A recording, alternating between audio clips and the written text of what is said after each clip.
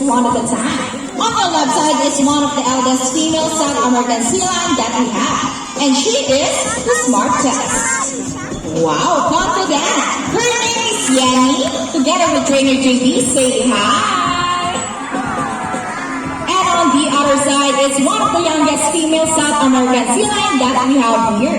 And according to her trainer, she is the sexiest. Ooh, don't be shy, girl. Her name is Sandra. Together with trainer Jerry, say hello. Now let's continue. So guys, do you have an idea why they're called fin or feather-footed marine mammals? An idea? Do they have feathers? Well, let's ask them. Hey ladies, do you have feathers? The answer is no. It's actually because of their front flippers, which are shaped like a bird's wing. See those? The term pinnipeds may also be translated as wing-footed, since their flippers do look somewhat like wings. In fact, they appear to be flying underwater as they swim from place to place, right ladies? And you know, they are often mistaken as seals because they look very much alike. But some differences between a seal and a sea lion is the fact that they have bigger front flippers. And they can also turn their back flippers, something seals cannot do. As a result, they can walk upright while on land. And that's a fine demonstration. How about for our sea lion friends? And you know what, guys? They have this long and flexible neck. How flexible? Well, check this out. So flexible, right? How about for our sea lion friends? As you can see, their body is covered with a thick coat of short pores here, and their whiskers help the sea lion's sense of touch. They contain nerve fibers, which make them sensitive. Nice smile. They also use their whiskers to aid in navigation, or to detect vibration from prey in the water. And their small external ears give them a good sense of hearing, both above and below the water surface. Sea lions and marine mammals can see both above and underwater. They have keen eyesight but no color vision. In the wild, they inhabit waters close to shores, flat rocky cliffs with tide pools, and have a preference for rocky beaches. They have excellent climbing abilities, which can easily scale rocky cliffs. Check this out. Truly strong front flippers. Now let's talk about their swimming abilities, and let's start with Yanni. Sea lions are generally cruise around 11 miles per hour using the rowing movements of their front flippers, while their back flippers are stretched out behind their bodies, functioning as rudders for steering. And that is their normal swim. Nice and easy. Thank you so much, Yanni and trainer JD. But when chasing their prey or escaping from predators, they can achieve a burst speed up to, ready Sandra, 25 miles per hour. Wow, look at that, that's so fast. How about for Sandra? The sexiest. Nice glide. And another one, she's asking for it. How cute! So here's an interesting story about our sea lions. Did you know that the US Navy has trained a few of them to take part of their special operation? Yep, that's right. They're able to hold their breath for up to 20 minutes, and they can dive hundreds of feet, abilities that even the best Navy divers would be envious of. And since they cannot be detected by radar underwater, they are taught to recognize and avoid underwater mines. Okay, trainers, ladies, are you ready? Well, that's the look. Now let's march. Ready, guys? Hop, 2, 3, 4, hop, 2, salute. This time, could you please join our sea lion in a salute? In a count of 3, everybody please salute. And let's make this one loud.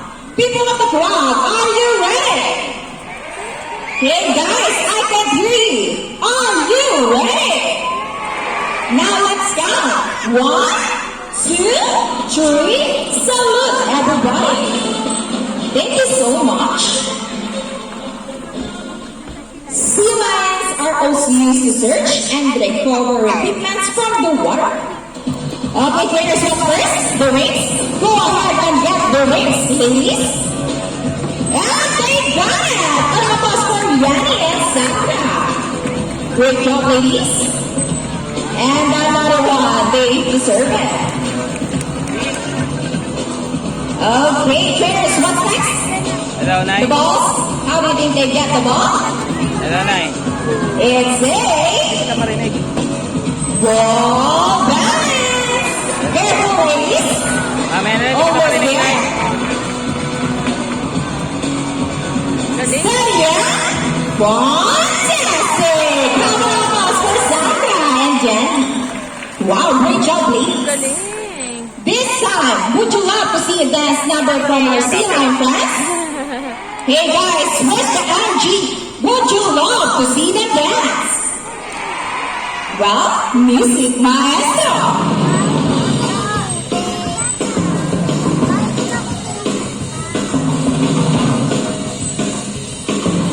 May padi. Let's move it.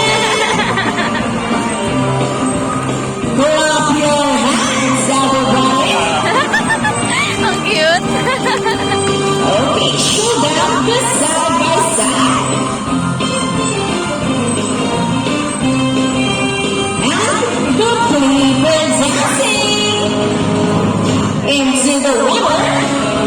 The water bouncing, twisted and turning. Nice twisting, Sandra. Balik si Sandra. Around the world we go, round and round. And on the other side, round and round. Now guys, show them the boogie boogie dance. Boogie boogie, shake shake shake. And for our favorite part, the booty shake. Shake those hips. Ang cute ng pa. Shake it, trainers. Yeah, Galing oh. keep on rolling. Okay, guys, ready camera. Well, this is the best part. Seria arriba. And for the finale,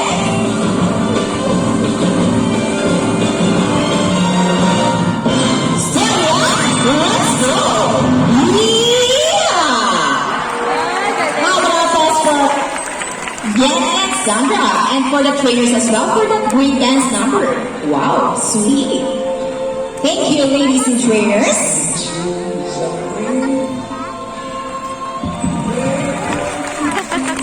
We hope you all enjoyed spending your afternoon here at Aquatica with your newfound friends, South American Sea Lion, Yenny and Sandra. And we also hope that even after you leave, you will take this experience with you wherever you go. And remember that what we do here on land greatly affects our friends in the sea. Sea lions, like any marine animals, cannot survive in a trash-filled environment. So let's keep our surroundings clean.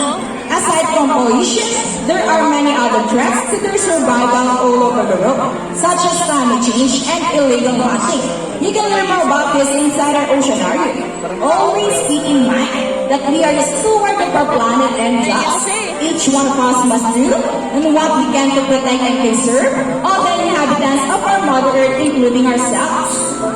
So on behalf of Yana and Trainer JB, Sandra and Trainer Jerry, and all of us here at Aquatica and Manila Ocean Park, we would like to thank everyone for visiting us today. We hope you all enjoyed and visit us again soon. So take care and have a nice day. Say goodbye now to our Sea Lion friends. Bye! By the way guys, if you love to have some souvenir photos with our sea lions and birds, please approach our friendly photographer at the exit area. Once again, thank you for watching. May dadaan sila di.